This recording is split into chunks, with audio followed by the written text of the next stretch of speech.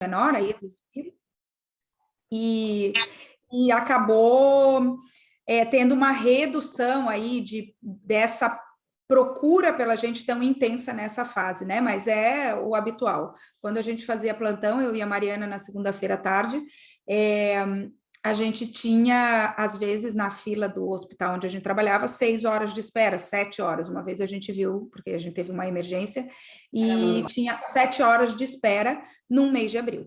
Então, agora a gente está lidando novamente com isso, né?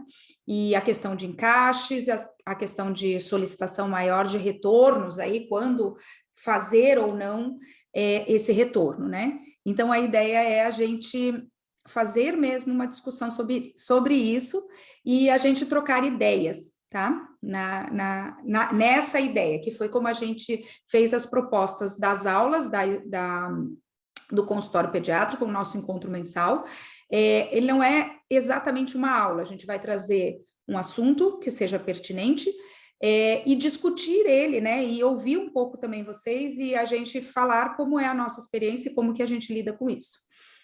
Eu vou falar um pouquinho sobre a história do WhatsApp, porque para mim isso foi algo bem importante no ano passado. Começou muito no ano passado, quando a minha demanda de pacientes aumentou significativamente, e também por conta dessas questões de encaixe. O que aconteceu comigo? Eu percebia que o WhatsApp, para mim, era um grande fator estressor. Estressor no sentido de eu acordar e eu já ver 1000 notificações, de eu ir dormir e saber que tinha 1000 notificações, de eu abrir o WhatsApp, sei lá, 11 horas da noite, para mandar uma mensagem para Desirê e a mãe me ver online, me mandar uma mensagem. Isso foi uma sobrecarga tão grande para mim, que eu até levei isso para terapia, porque eu pensei que realmente eu tivesse... alguma coisa tivesse acontecendo com a minha relação com os meus pacientes, apesar de, eu não lembro se foi ano passado ou foi ano retrasado até, porque, na verdade, o tempo passa tão rápido que eu não me lembro mais.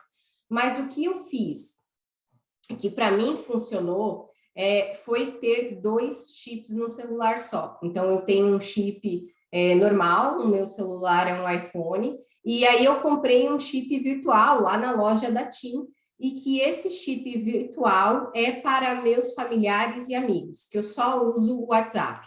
Então, eu cadastrei esse chip virtual para ter um número para os meus amigos, para o meu trabalho, e o WhatsApp do número do meu iPhone, que todos os meus pacientes tinham, é do WhatsApp Business. E aí, o que aconteceu? Eu entendi que era uma falta de organização minha, que a partir do momento em que eu coloquei esse segundo chip e que eu comecei a ver o WhatsApp Business apenas em determinados horários, então eu tomo o meu café da manhã, eu vejo o WhatsApp. Eu vou para o consultório, eu só vejo o WhatsApp depois do almoço e depois eu só vejo à noite.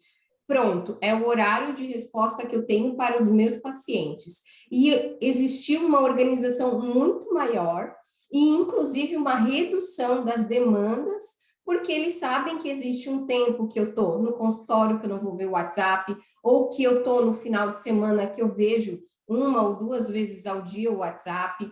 E isso, para o meu emocional, funcionou muito bem, porque aí eu me senti menos disponível, porque mesmo a gente elevando o valor da nossa consulta, não existe como a gente ter uma demanda de disponibilidade para o nosso paciente, mesmo que seja o nosso melhor paciente 24 horas por dia. Então, uma das coisas é a gente pensar o que nos incomoda com relação ao WhatsApp. São as demandas que os pacientes trazem e que a gente não consegue resolver, ou é como eu, no meu caso, eram as notificações, porque eu tenho toque de não ver todas as mensagens do WhatsApp e deixar tudo limpinho. Então, quando eu organizei esse WhatsApp Business e tive um WhatsApp para o meu pessoal, que eu posso ficar online o dia inteiro conversando besteira, ou, sei lá, falando com a minha família no final de semana, ou qualquer coisa, foi perfeito. Foi o que mais me ajudou e funcionou com relação ao WhatsApp. E aí, não sei se vocês viram lá na plataforma, mas a gente tem lá as orientações de uso do WhatsApp, que eu forneço para todos os meus pacientes. Hoje eu praticamente atendo sempre os mesmos pacientes, eu atendo pouquíssimos pacientes novos, então a grande maioria já tem as orientações do uso do WhatsApp e a grande maioria já respeita essas questões de marcar encaixe, retorno, nada mais chega para mim, já mandam tudo direto para minha secretária e isso melhorou muito também a minha qualidade de vida e de atendimento. Não sei se a Deise quer falar alguma coisa, mas aqui alguém já colocou. Ó, o que me estressa são os milhões de notificações. Depois da dica da Mari, melhorou demais. Eu falei essa dica em outro momento também, porque isso me incomodava profundamente. Eu já acordava estressada no dia, porque eu sabia que tinha 90 mensagens para ver, sabe? E eram só mensagens que poderiam ser resolvidos depois. Eu não tenho problema com as notificações, até na semana passada, acho que a Mari teve aí, eu mostrei para ela meu celular, ela quase teve um treco, porque eu tenho tipo 25 mil e-mails não lidos, 1.500 SMS não vistos e o WhatsApp também fica.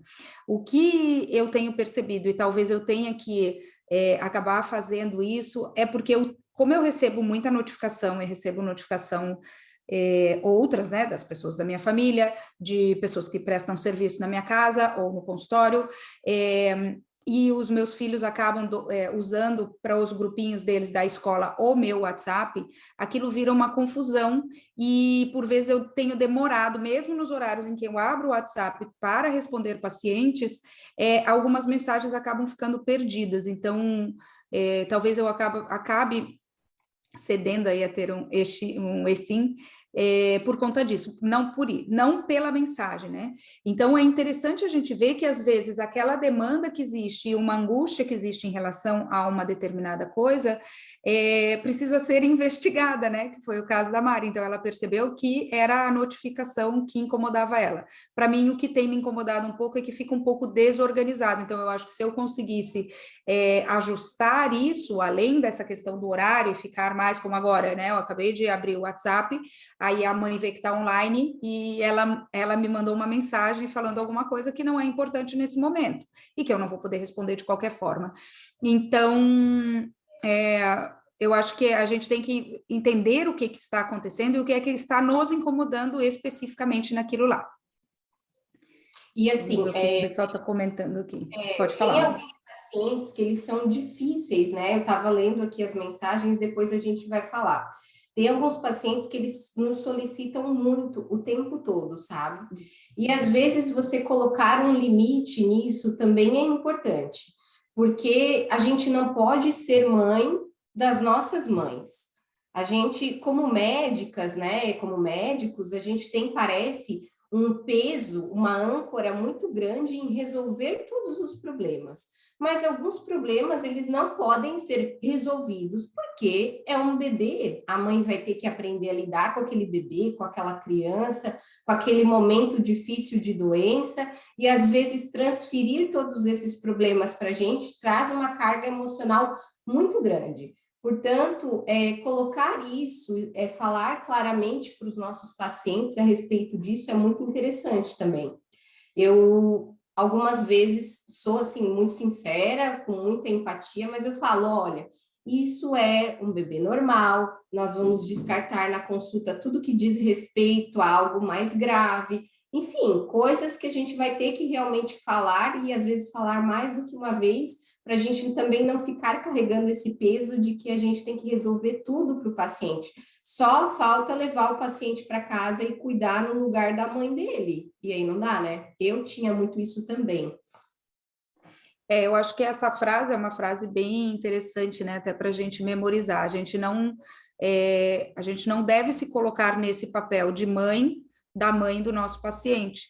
A gente está ali para ser a médica dele, né? Então, a gente vai fazer as orientações em relação à saúde, a gente fala muito sobre essa questão de que quando a gente atende uma criança, a gente não atende exclusivamente a criança, a gente atende também a família, mas não trazendo realmente essas outras questões para a nossa vida pessoal. Então, assim, você vai resolver o que é possível resolver em consulta e e dar certos limites a algumas coisas, porque aquilo acaba interferindo com você, né, com a sua sanidade mental. Então a gente precisa ter esse cuidado, né? Claro, a gente vai acolher, né, como a Mari falou, de forma empática. Então a gente acolhe as mães dentro da possibilidade, mas tem coisa que ela vai precisar aprender a lidar sozinha, né? Sozinha naquele momento. Então, assim, a gente fez uma orientação na consulta, ela é capaz de passar por aquilo sem que a gente tenha que interferir a todo momento.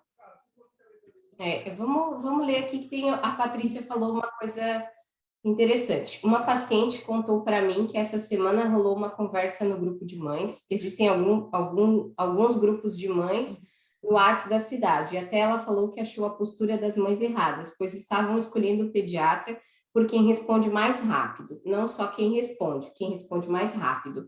E a conversa foi que uma profissional responde em até 2 horas sempre.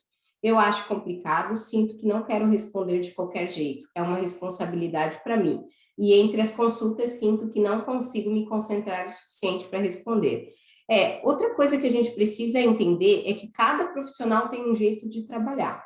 E o jeito que essa pessoa trabalha não é o jeito que eu trabalho. E que o paciente que essa pessoa, que essa profissional tem, não é o meu paciente. Os meus pacientes sabem que eu sou muito ocupada, eu tenho, nossa, quando eu respondo, às vezes eu respondo em áudio, respondo em um texto grande, respondo realmente no momento que eu estou ali para responder, assim como eu atendo eles naquele momento específico, eu não faço mais nada a não ser ouvi-los.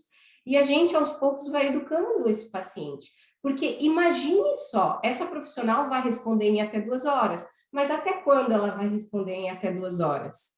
Né? Talvez ela tenha pouquíssimos pacientes, por isso que ela responde em até 2 horas. Se ela tiver muitos pacientes, ela não vai conseguir responder em até 2 horas, porque senão ela não vai atender. Então, é bem complexo mesmo isso. E esse tipo de conversa até é perigosa, eu digo, no sentido de estarem as mães comentando, então vamos todo mundo para essa pediatra que responde em 2 horas. A primeira vez que ela não responder em 2 horas, ela vai ser linchada em praça pública, né? Exatamente. Não, mas eu mandei e ela não me respondeu, então deve ter um problema comigo, por que que ela não quer responder meu filho, por que que ela não respondeu a minha dúvida, né? Então, também eles entenderem, e eles entendem isso conforme a gente vai orientando e falando, né, olha, você pode me mandar, eu vou te ajudar, a ideia é justamente essa, mas, né, eu também, quando eu termino o meu atendimento aqui, eu vou embora, para mim é uma coisa até muito mais fácil, porque eles sabem, muitos me seguem no Instagram, então sabem que eu tenho filhos, que, né, eu tenho outras atividades, mas eles precisam entender esse limite, né, de que a gente é gente, né, a gente também é gente, e que talvez a gente não vá responder tão prontamente, e isso não quer dizer que a gente não está dando assistência, até porque um caso urgente a gente não vai fazer nada, o que a gente vai fazer é falar, ó, vá ao pronto-socorro. As outras questões a gente pode ir conversando, né? E tem mães que têm uma demanda maior, principalmente no comecinho, mães de recém-nascido, que têm muitas dúvidas, e eu acho ainda que essas são as que têm maior paciência, porque elas já mandam, às vezes em horário assim, e já falam, não, doutora, quando puder, só me responde, porque eu tenho essa dúvida.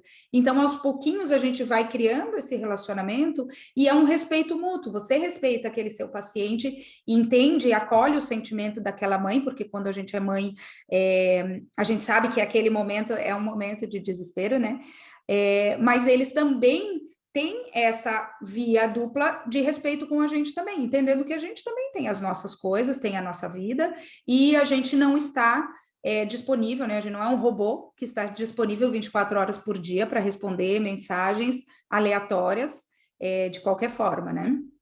Esses dias eu estava com uma mãe que ela fez os exames, eu geralmente falo que eles podem me encaminhar os exames pelo WhatsApp, apesar de que ele tinha um retorno agendado, mas porque eu sei que eles ficam angustiados, né, pacientes da nefro, principalmente. Daí ela me mandou um monte de mensagem em seguida perguntando, mas e a plaqueta? Mas e o VHS? Mas e o PCR? Mas e o VCM? Mais o HCM? Daí eu falei, olha, os exames estão de forma geral ok, e nós vamos discutir os detalhes em consulta. Porque eu não tinha como eu ficar explicando bioquímica para ela de cada exame. Então, eu falei que estava dentro né, tudo mais ou menos dentro do esperado, que esses detalhes a gente ia discutir em consulta. Então, a gente tem que, em alguns momentos, dar uma pausa, né?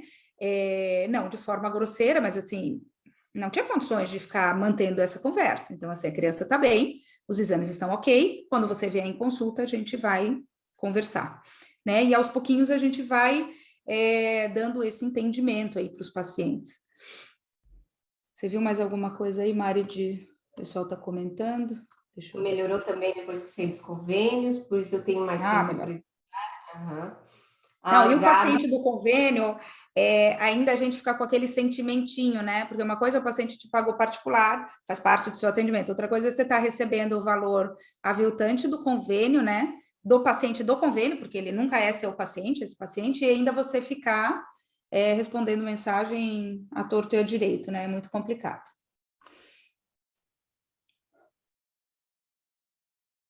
Isso, ó, a Lucia escreveu, nessa época do ano, sinto dificuldade em lidar com as mães que têm dificuldade com a tosse que não melhora, e os quadros secretivos de Kraft. E isso é uma demanda enorme, né? E é muito difícil da gente conseguir acalmar essa mãe, então elas mandam mensagem todo dia, porque você deu um xarope, mas ele não melhorou, mas ele ainda tá com tosse. Agora deu uma crise de tosse e teve um vômito.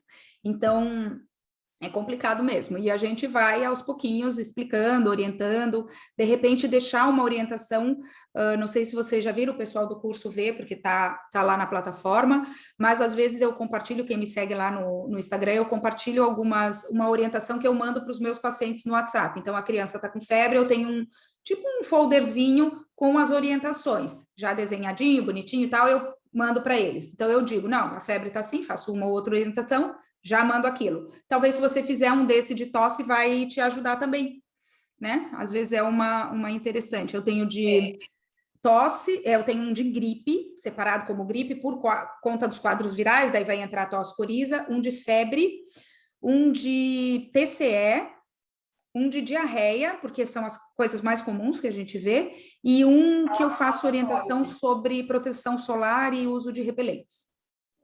O que eu tenho feito foi pedir para eles verem meus destaques, então, de cólica, de tosse e coriza, e eu percebi uma coisa também, que algumas vezes eles não querem uma solução, eles querem meio que desabafar. Ai, doutora, eu não acredito, ele está com tosse e coriza de novo. Ela já sabe as respostas, ela já sabe, inclusive, o que dá para fazer de sintomático e tudo, mas é aquela situação de que eles encontram, às vezes, na gente um momento de desabafar aquilo que está angustiando, com aquela sensação de que a gente não vai, sei lá, que a gente não vai julgar, talvez, né? Ah, tá doente de novo, enfim. Eles, às vezes, falam para a gente com essa sensação de desabafar também, não só que a gente resolva, principalmente as mães de recém-nascido, né? Com essa questão da cólica, de não dormir, enfim.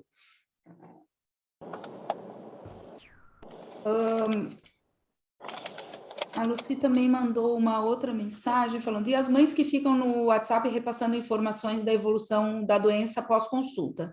Como vocês colocam o limite para pagar uma nova consulta? Algumas mães gostam de fazer o relatório, então mandam de manhã ou no final da tarde um oizinho avisando, não, ele passou bem, melhorou, comeu, almoçou, não sei o quê, dormiu, conseguiu dormir melhor. A princípio, isso assim, essa evolução não é uma coisa que me incomoda. Tá? Eu digo, que bom e tal, e só. E se eu acho que precisa reavaliar e já foi feito um retorno ou não cabe naquele retorno, eu falo para agendar uma nova consulta com a Cris. E aí eu falo, não, veja com a Cris se existe um horário para você agendar uma nova consulta. Aí eu não falo encaixe, porque quando a gente fala encaixe, eles entendem que é um retorno. Então, já não falo mais encaixe e não falo retorno. Quando não é retorno, não falo retorno. Nova consulta. E sempre falo assim, marca uma consulta, não é sempre. Marca uma nova consulta. A nossa linguagem nessa hora é importante. Porque quando você fala assim, vem no retorno. Retorno é uma coisa que ela não vai pagar, então ela já sabe. Se você falou nova consulta, ponto final. Nova consulta significa que ela terá que desembolsar um novo valor.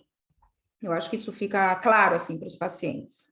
Isso, e outra coisa é que às vezes eles acham que o retorno é eterno, então quando você usa a linguagem certa e você está sempre assim, sugerindo, para não negligenciar nenhum sintoma, que essa criança seja avaliada, às vezes eles param de mandar qualquer coisa porque sabem que você vai sugerir uma consulta, então isso ajuda também. Uhum. E isso também, né? Então, assim, você faz uma resposta, aí você faz uma outra resposta, e aí chega um ponto que você tem que dizer para a mãe, olha, eu acho que realmente o caso, né, do Joãozinho aí tá um pouquinho complicado e fica difícil para eu ficar te orientando sem eu poder examiná-lo.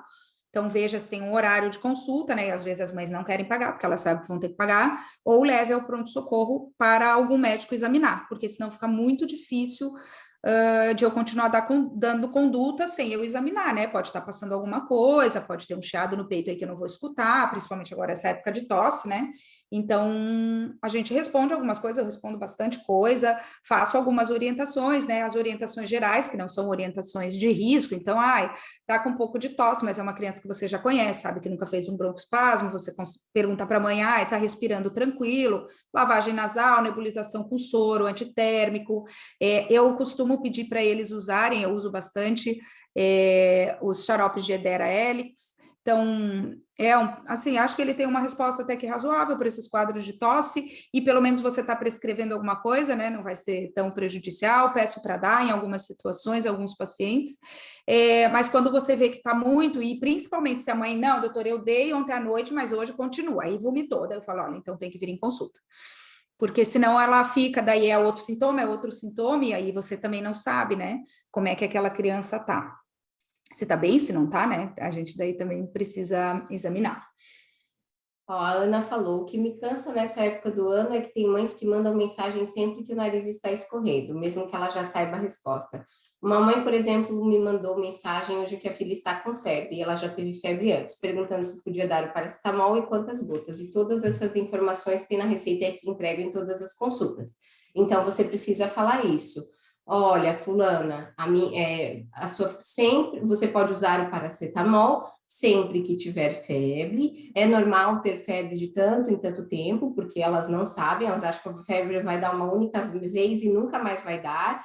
E essas informações com relação à gota, tá tudo escrito na receitinha que eu te entreguei durante a consulta. Enfim, tem que falar isso, não é proibido falar, porque isso está, senão ela vai ficar sempre te perguntando tudo, como se for ela só fizesse as coisas sob a sua autorização, quando na verdade a gente precisa dar autonomia para os nossos pacientes raciocinarem. E eu falo isso para eles, eu não vou estar aqui sempre. Primeiro, porque eu posso estar viajando, segundo, porque eu posso estar dormindo, porque eu posso estar me alimentando. Então, vocês precisam ter autonomia para fazer algumas coisas com o filho de vocês. Quando administrar tal remédio, quando levar no pronto-socorro, quando fazer determinada intervenção, que eu talvez não esteja disponível para responder. Outra coisa é que às vezes a mãe cria essa confiança e um pouco dessa dependência, e ela acha que toda vez ela tem que te comunicar da febre. Então, às vezes, você falar isso dessa forma, né? Olha, como eu te entreguei na consulta, e ela também dar valor para aquele trabalho que você fez durante a consulta. Se você imprimiu uma receita, tá lá escrito o que você vai fazer, você diga, olha a receita, você vai manter aquela orientação. Então, e aí você vai educando. Muito provavelmente, na próxima febre, ela vai falar, realmente, eu já sei o que eu tenho que fazer, a doutora já me mandou, ela já salvou aquela orientação que você mandou, ela vai olhar na carteirinha onde você deixou a receita, né? Se deixa junto, numa pastinha, ou depende de como vocês fazem, ela vai procurar aquilo antes de realmente te mandar uma mensagem. A gente acaba tendo um pouco de medo, né? Um pouco de receio de repente dar uma resposta assim, e aquele paciente ficar ofendido e a gente perder aquele paciente. Existirão pacientes que não vão querer acompanhar com a gente por um motivo ou por outro, e isso faz parte da vida. Assim como você já foi em algum médico que você gostava e passou a não gostar, ou teve alguma conduta ou alguma circunstância que você não gostou e você acabou trocando. Isso pode acontecer, mas isso não quer dizer que só por isso, então eu tenho medo de perder, então eu vou entregar minha alma para ela. Não dá. Aí, nesse caso, nessa situação muito pontual que você está falando paracetamol toda vez que a criança tem febre, você está sendo a mãe da mãe, né? Você está sendo a mãe da criança, ela está sendo uma criança que precisa ser orientada pelo adulto toda vez que tem essa dúvida, que vão acontecer inúmeras vezes, né? A criança vai ter, se ela tiver 10 episódios febris no ano, ela vai te mandar em uma década 100 mensagem para perguntar qual a dose do paracetamol, não dá, né? Então, acho que E esse preço, ó, cabe. mesmo que custe R$ 1.000 a consulta, Uhum, R$ 2.000 a consulta, o preço de vender a alma para o seu paciente, né, de oferecer a alma para ele, é incalculável. Não uhum, vai, a gente não aguenta. Então, eu sempre falo para os meus pacientes, eu sou muito clara quando eu dou a minha resposta, e isso, assim, não existe, o jeito que a doutora falou. Não, é um WhatsApp, é uma mensagem. Eu vou falar da forma clara e eu sempre me certifico de que ela entendeu a mensagem. Você entendeu o que eu falei? Ok, então entendeu, foi respondida, pronto. Porque senão a gente fica assim, né? Infinito, infinito nas mensagens e não tem fim. uhum. A Lívia falou uma coisa interessante aqui, que ela precisa ter responsabilidade, né? A gente precisa ter responsabilidade na hora de responder uma mensagem. Eu atendo de manhã e de tarde. Vou responder as mensagens muitas vezes às 23 horas. Não posso me desconcentrar no meio de uma consulta e não ter o respeito de quem está presencialmente. Isso é importante, porque quando a gente está ali, aquela pessoa quer a nossa atenção 100%. Então, a atenção é 100%. A gente não vai olhar o celular, a gente não vai fazer nada que não seja conversar com aquela pessoa e estar atenta naquela escuta. Se você está falando com ela e fica atendendo o telefone de outro paciente, você não está atendendo ela, né? Então, isso é importante. Aí ela diz que ela avisa logo que às vezes as mensagens ficam perdidas, se for urgente, que é para ligar, e eu atendo e até lhe oriento. Eu não dou essa orientação porque eu não atendo o telefone, então, para mim, a mensagem é só o WhatsApp. Mas isso é conduta de cada um, não existe certo e errado. Mariana faz de um jeito, eu faço de outro, vocês fazem de outro, e para cada um, né, a dinâmica é de uma forma diferente, tá? Mas é bem, bem interessante isso mesmo. Quando você está com o paciente, você tem que estar ali 100%.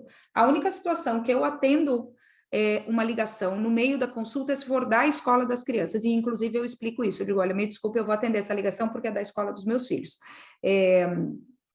Nunca tive problema com isso e raríssimas vezes isso aconteceu.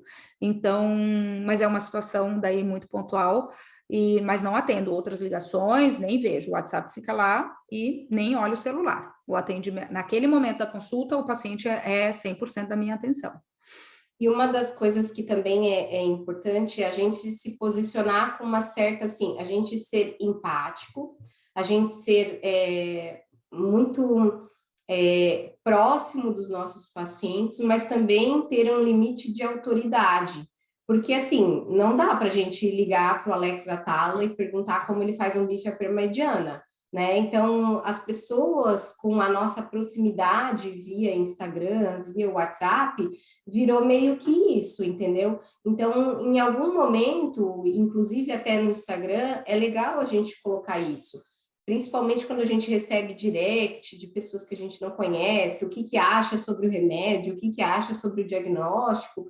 Eu sou bem, assim, pontual, respondo em uma frase, olha, isso deve ser acompanhado com, né, com um pediatra que acompanha a sua filha, fim, sabe? Para justamente ter essa, né, um pouco dessa linha, assim, não que a gente vai ter uma, né, uma arrogância de estar inacessível, mas acho que é importante a gente realmente manter um pouco disso para não ser né, essas mensagens não serem tão invasivas com relação a nós.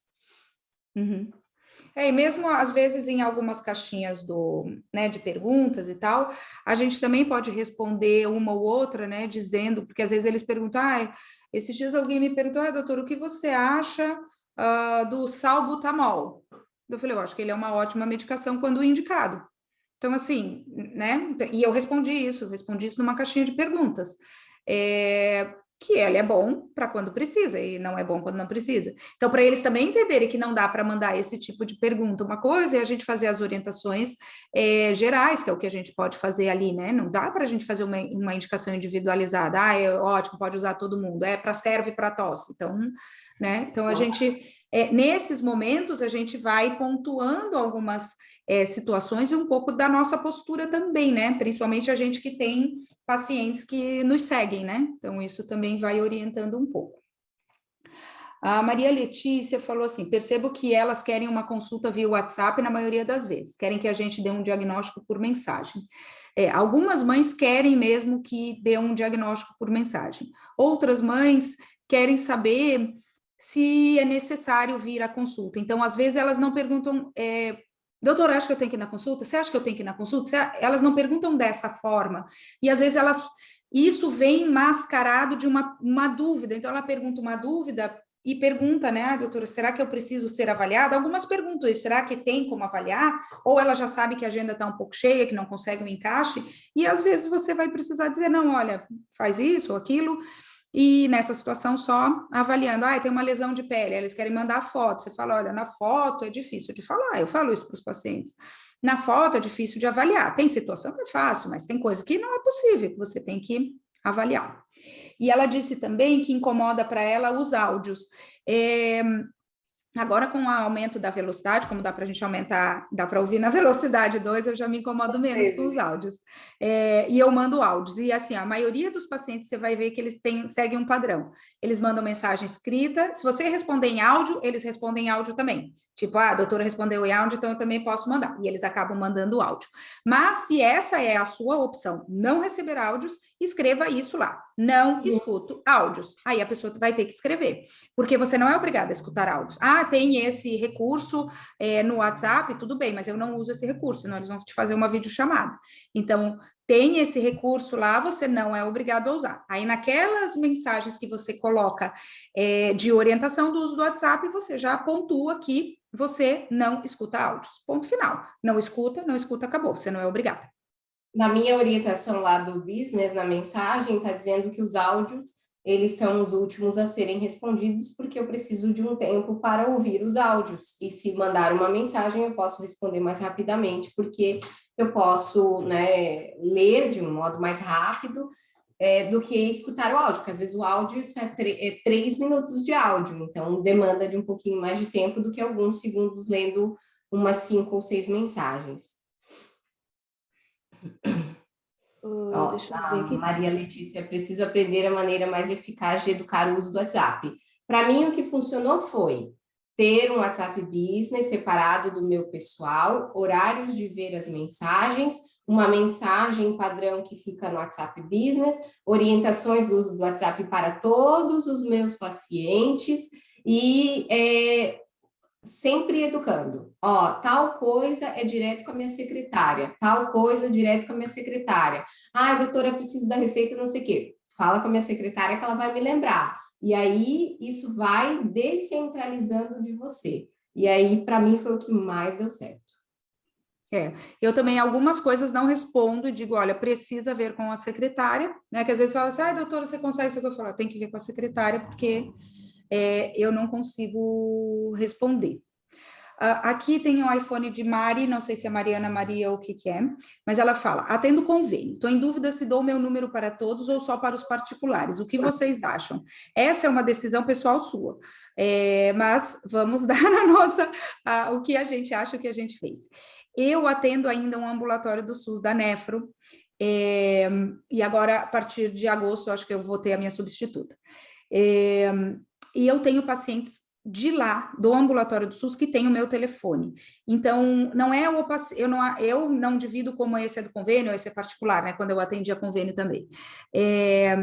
Acho que, para mim, eu decidi um pouco pela gravidade, pela necessidade. Então, os meus pacientes mais graves, pacientes com síndrome nefrótica, pacientes renais crônicos e tal, eles têm meu telefone e é isso indiferente para mim. Se ele é o do SUS, eu vou responder exatamente igual, se ele é do convênio, todos eles têm.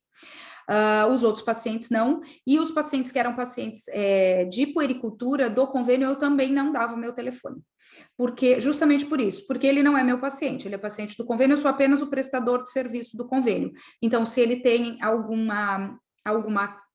problema nesse meio tempo, ele vai reportar a quem ele é paciente de quem, que é do plano, daí vai ser no PA ou coisa assim, tá? Então você pode, não é nem ruim, porque a gente fica com aquela sensação de que você está fazendo uma coisa errada, dar o seu celular apenas para os seus pacientes particulares. O que você pode fazer é, de repente, ter um outro meio de comunicação com o pessoal do convênio. Aí você pode fazer, por exemplo, o e-mail que você abre uma vez ao dia e vai ter um e-mail. Doutora, você não dá o WhatsApp? E aí você pode dizer, não, o WhatsApp não, para os pacientes, eu dou só o e-mail e você fornece o seu e-mail.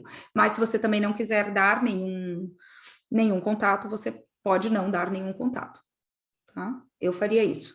Deixaria um meio de comunicação, mas aí um meio mais complicado. O WhatsApp, existe um preço, né, pelo serviço. Então, acho que a gente precisa cobrar pelo nosso trabalho, né? Então, essa assistência que a gente dá depois, ela tem que estar incluída no valor da nossa consulta.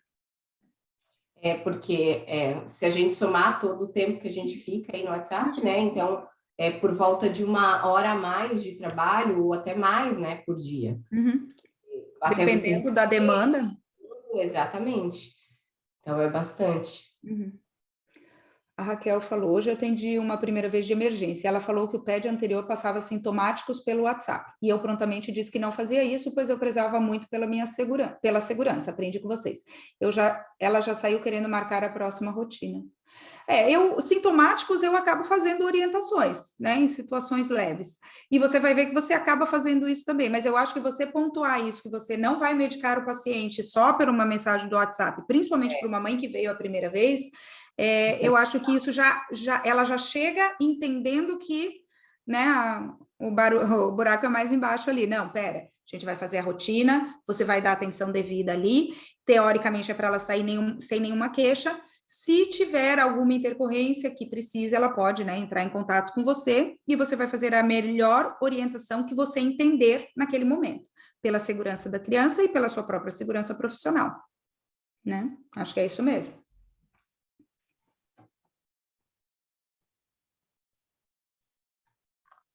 A Mari estava perguntando, é a mesma pergunta se ela daria o número para as mães de recém-nascido. Aí é uma decisão sua, né? Você vai ter que decidir isso. Como eu faço para os meus pacientes que eu julgo necessário terem o meu telefone, você pode julgar isso e, de repente, fazer isso para o convênio. É errado? Não. É certo? Não, também. Não existe certo e errado aqui. É uma questão de postura e de você entender até onde você vai. Então, assim, se você tiver uma demanda enorme e você receber 100 mensagens por dia do plano, você vai trabalhar o seu tempo dentro do consultório, você vai trabalhar mais o dobro fora para receber aquele mesmo valor. Então, é isso que você tem que entender, tá? O seu trabalho, ele tem que ser remunerado e ele tem que valer a pena. Lazer é outra coisa, né? Lazer a gente pode não ganhar nada, agora, para trabalhar você precisa ganhar. E aí você tem que ver se o que você está recebendo para fazer toda essa assistência está sendo compatível. A Cristiane perguntou, também peço para mandar resultados por WhatsApp, mas às vezes precisa fazer medicação, tipo reposição de vitamina D. Eu deixo receita com a secretária para elas buscarem, mas a maioria das vezes pedem para eu enviar foto, legal? Ou dizem para buscarem. Eu faço as receitas online nesse caso. Uhum. Eu faço também. E aí acaba já enviando direto para o WhatsApp. Uhum. Eu também. Daí eu envio eu mesmo direto e fica a conversa só minha e dela. Existem as questões, hoje em dia, legais com a história da LGPD, então a secretária tem acesso a uma receita, teoricamente tem o sigilo médico, mas é só vitamina D, mas, entende? Então eu prefiro eu mandar. Quando a receita, às vezes elas mandam para a secretária e a secretária me passa, quando a resposta eu não mando para a secretária mandar. Eu mesmo já mando direto, faço receita online também. Também. É verdade, para pacientes de convênio, minha tática é dar o e-mail. O movimento de mandar o e-mail dá mais trabalho que o WhatsApp, então só manda e-mail quem realmente precisa. E não só isso, e assim, ó, você pode demorar, teoricamente, mais para responder, até porque a gente também, eu nunca abro o meu e-mail. Mas, né, se fosse abrir, eu teria um horário. Olha, no final das consultas, eu vejo o e-mail, ou seja, você vai ter aquele período. Se não mandou ali, só mandar, por exemplo, depois daquele horário, mandou à noite, eu só vou ver no final da tarde do dia seguinte. Então, acho que dá uma limitada. Tenho acesso, mas é um acesso diferente, né, de quem te paga uma consulta particular. Uhum. A Luana falou que uma mãe ligou 8 vezes ontem no WhatsApp para dizer que o filho estava com dor de barriga e se queria saber qual a dose da dipirona. Eu não atendo. Eu não atendo ligação, nem da minha família, então, de paciente, menos ainda. Eu não atendo o telefone. Normalmente eu deixo o celular sempre no silencioso, né? Então. O meu também é eternamente no silêncio, não atendo ligação, exceto ligação, claro, do meu marido, da menina que trabalha aqui em casa e da escola das crianças. O resto, não me importa o número, eu não atendo. Nem minha mãe. Minha mãe liga e eu mando o WhatsApp para ela, mãe, tá tudo bem? Para saber qual que é o assuntar primeiro, antes de atender, coitado. Mas não atendo, mãe, menos ainda. A Patrícia falou, nas consultas eu falo que não atendo o celular, pois ele fica no silencioso o dia todo, confiro as mensagens todo dia, se for urgência, liga para minha secretária, a mesma coisa. Ligação é uma limitação minha mesmo, não atendo. Se perceber pela mensagem que é algo mais sério, eu ligo para o paciente. Eu também, eu faço exatamente isso. Eu vi que o negócio está meio encrespado ali, eu já ligo, pergunto se eu posso ligar, que daí eu já consigo conversar com a pessoa, né, e dar orientação de modo mais claro do que às vezes só mensagem. Uhum. Sim, é a mesma coisa. Eu tenho pacientes que eu sei que quando chega a mensagem eu preciso, né? Como o meu eu só tenho um, eu recebo a notificação, eu sei que daquele paciente eu preciso olhar, porque ou é um paciente grave ou é um paciente que está em alguma situação pontual que eu preciso ver. Então, esses eu acabo também dando prioridade. Ó, a Mayara falou algo, essa é interessante. Algumas mães que atendem na consulta de emergência querem um retorno grátis só para ver se o pulmãozinho tá bom. Como vocês fazem? Eu oriento durante a consulta, assim, se ele ficar assim, assim, assado, tá tudo certo, né? Então, ele melhorou do desconforto respiratório, a tosse tá reduzindo progressivamente, já não tem mais febre, voltou a comer, voltou a brincar, é porque ele está melhorando clinicamente. Às vezes a tosse vai levar muitos dias para ir embora, enfim. E algumas outras pacientes, né, algumas situações realmente eu peço para retornar, porque não dá para ver todo mundo de retorno, né? Não dá.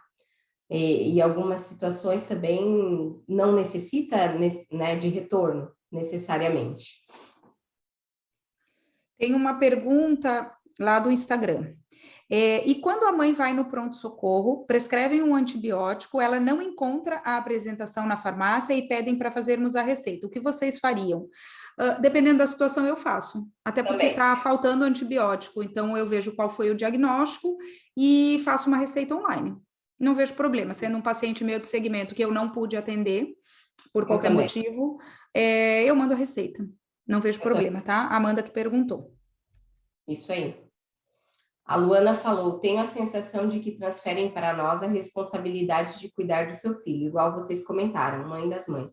E a gente tem que cuidar muito da nossa saúde mental, muito mesmo, porque a gente trabalha com algo muito valioso e a gente trabalha com o bem mais precioso de alguém, né? Então, se a gente não tá bem, também ninguém tá bem.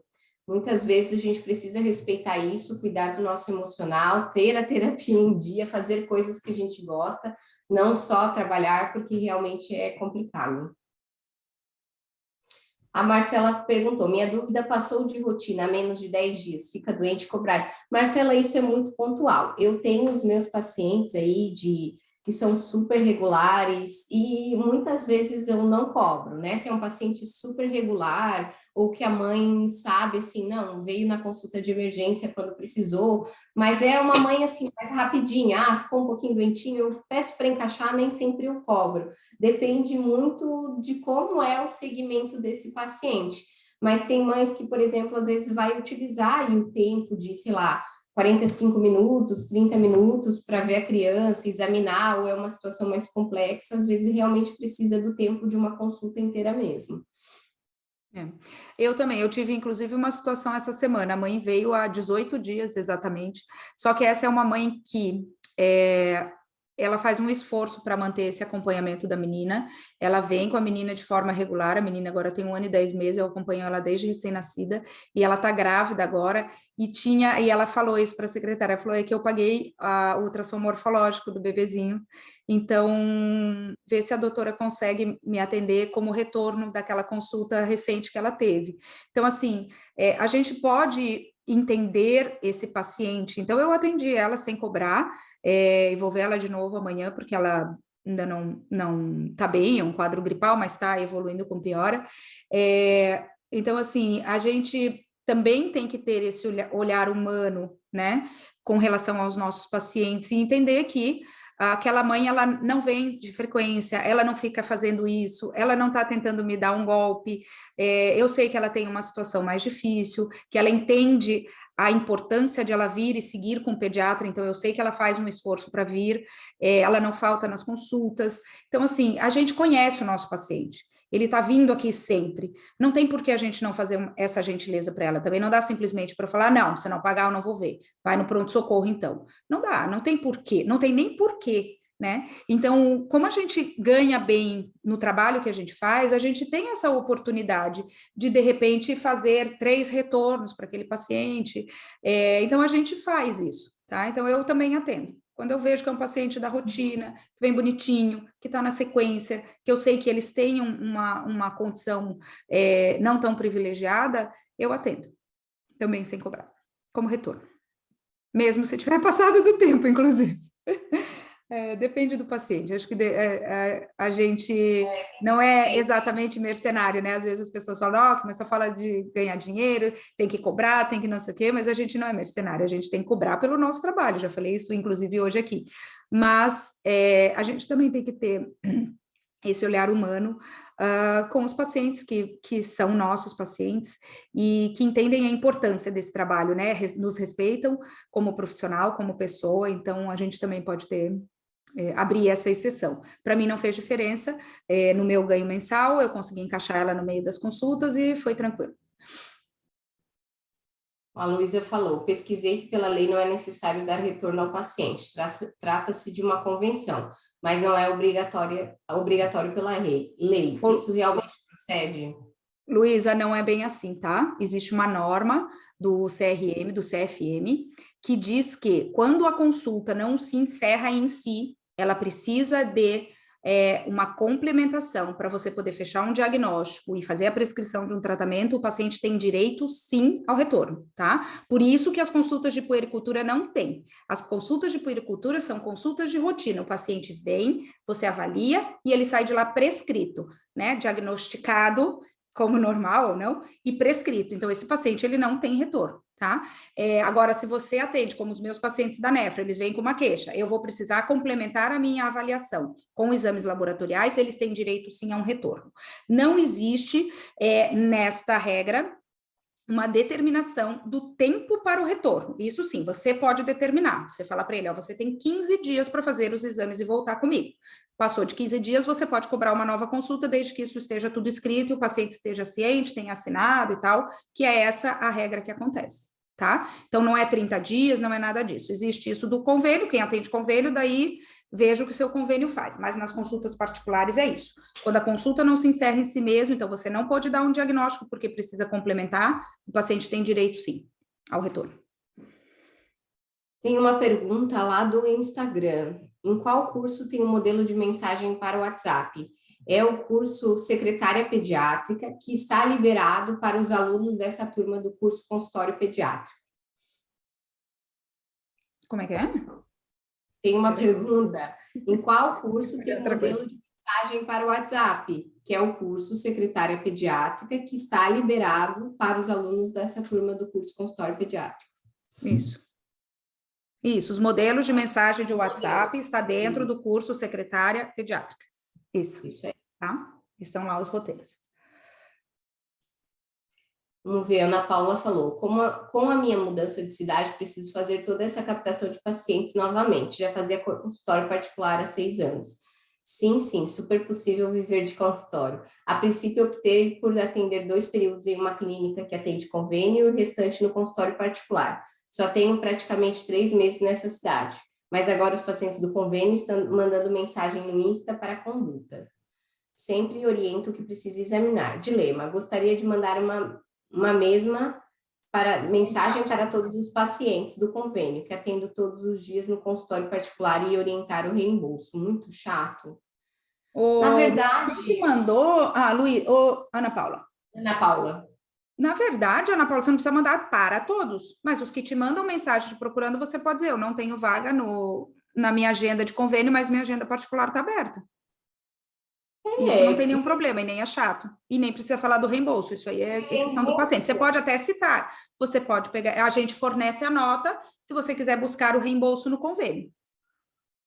Tá? Não vejo problema nisso. Eu acho que você não precisa mandar para todo mundo.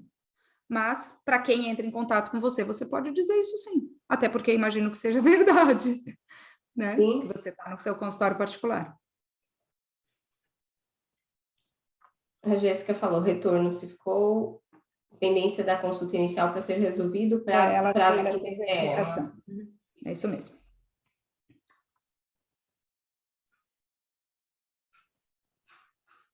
A Lucy falou, por ser serviço particular, consulta domiciliar, acho muito tênue o limite de querer ser o máximo resolutivo e, ao mesmo tempo, criar mães achando que a disponibilidade é ilimitada.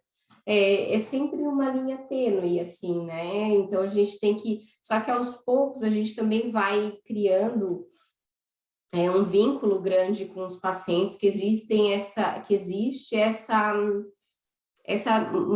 troca dupla, assim, né? Tanto de você para com os pacientes e dos pacientes para com você.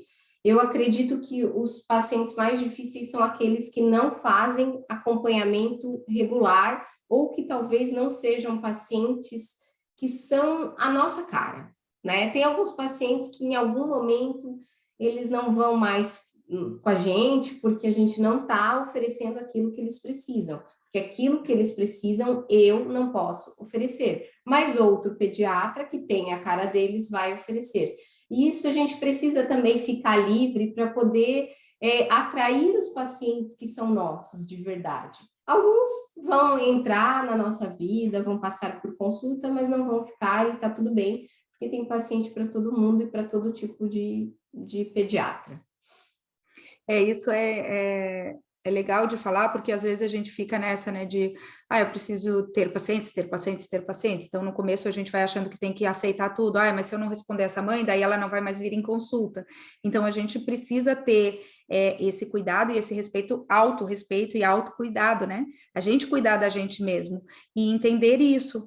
E tem paciente para ser atendido. Talvez demore um pouco para você conseguir fazer uma clientela sua fixa, mas que tem os mesmos valores que os seus, que entendem o seu trabalho, né, e que querem acompanhar com você, e aí vão te respeitar, porque se sentem respeitados também. Então, a gente não pode também se deixar levar por isso, né, perder essa linha que é tão tênue aí, e acabar caindo, descambando para justamente isso. E aí, aquilo que era para ser... uma coisa boa, legal e agradável, né? Que é você poder ter seu paciente, você ser aquele porto seguro dele, que é isso que a gente quer, aquilo se tornar um martírio. Então, né? Ai, meu Deus, aquela mãe tá me mandando o WhatsApp de novo, né? Então, aquilo se torna uma coisa desagradável. Então, de repente, esse não é o seu paciente mesmo. E às vezes a gente tem que deixar eles irem, né? E tá tudo bem, exatamente. Eles vão, abrem espaço para um novo paciente que seja o seu paciente, o seu número de paciente, né? A sua cara.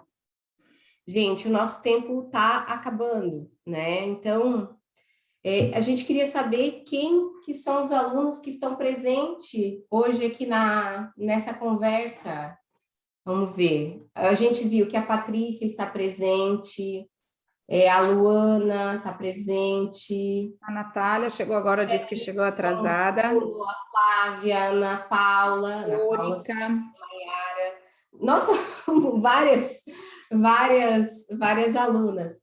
Gente, o que a gente quer falar é que semana que vem a gente tem reunião do curso consultório pediátrico, né? Que é a nossa reunião mensal.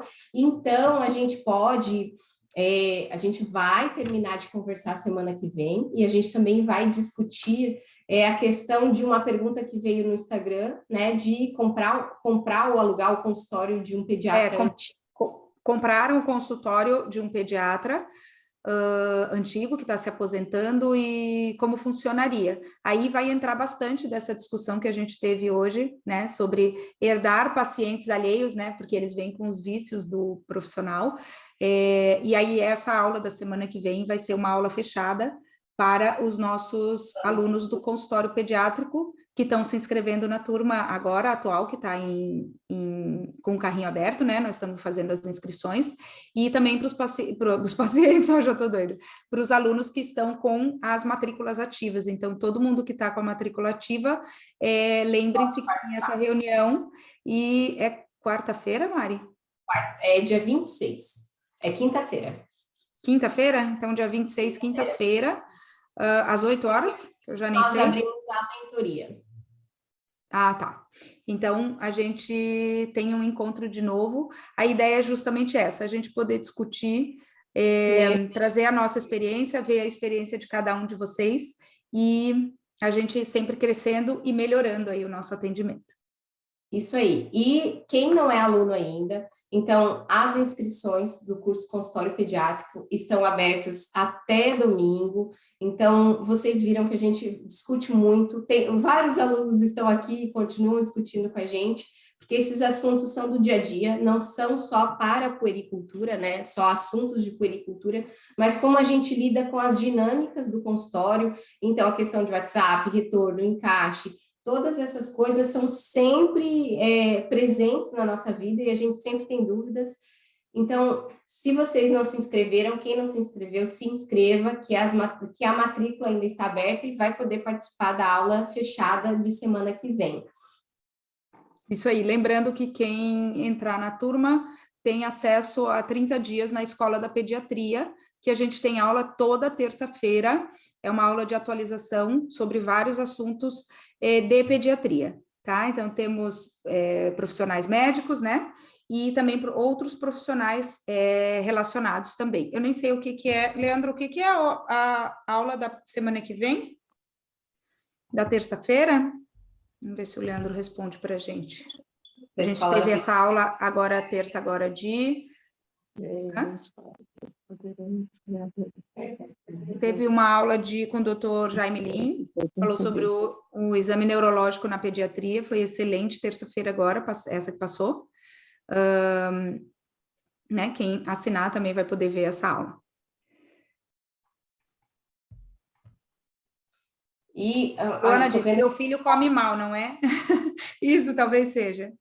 Aí alguém falou, meu filho, eu acho que é mesmo, com a nutricionista Marquia, ela vai falar sobre isso, meu filho não come, tá? Ótimo, ela trabalha muito com recusa alimentar, seletividade alimentar, vai ser bem interessante para a gente que, né, lida bastante com isso, é uma queixa bem comum do consultório, vai ser muito bom. Com a Nutri Marquia. Ficou muitas perguntas ainda para serem respondidas, então guardem para a gente responder tudo semana que vem, para a gente continuar essa conversa, viu? E quem não se inscrever, por favor, se inscreva, que as inscrições vão até domingo. A Alba está perguntando, o curso de neurodesenvolvimento do Dr. Jaime, nós estamos chavecando ele. Vai sair. Então, acho que é isso, gente, né, pessoal? Acho que é isso. Boa noite, obrigado pela presença de todos, pelos comentários, as perguntas aí, foi ótimo. Um beijo para todo mundo e boa noite. Beijinhos, boa noite e até semana que vem.